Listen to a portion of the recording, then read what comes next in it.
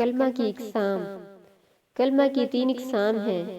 Number 1، اسم، وہ کلمہ جو کسی شخص، جگہ یا چیز کے لیے استعمال ہو، مثلا پاکستان، کراچی، لاہور، اسلام آباد، پسی، ثاقب، شاہدہ، منتظر، ہینا، پہاڑ، دریا، سمندر، زمین، آسمان، کرسی، میز، قلم، دوات، گھڑی، کمپیوٹر وغیرہ۔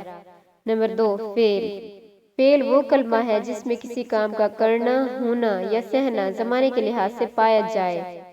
فعل اس کلمہ کو کہتے ہیں جس میں کسی کام کا کرنا، ہونا یا سہنا زمانے کے تعلق سے پایا جائے، یا زمانے کے تعلق سے پایا جانے والا ایسا کلمہ جس میں کسی کام کا کرنا، ہونا یا سہنا پایا جائے، فعل کہلاتا ہے۔ فعل کی مثالیں۔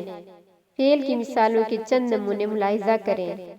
سوتا ہے، سوئے گا، کھائے گا، کھاتا ہے، پیتا ہے، پیے گا، پڑھا لکھا ہے، پڑھے گا، وہ آتا ہے، اسلم آیا، عرفان گیا وغیرہ۔ نمبر 3، حرف۔ حرف اس کلمہ کو کہتے ہیں جو نہ تو کسی چیز کا نام، اسم ہو اور نہ فعل کے معنی دے، بلکہ دو اسموں کو آپس میں ملانے اور اسم اور فعل کا آپس میں جوڑنے کے لیے استعمال ہو۔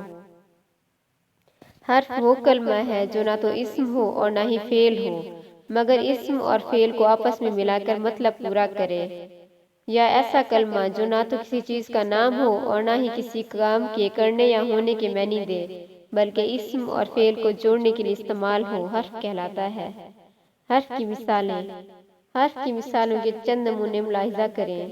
کی، کا، کے، کو، تک، پر، سے وغیرہ۔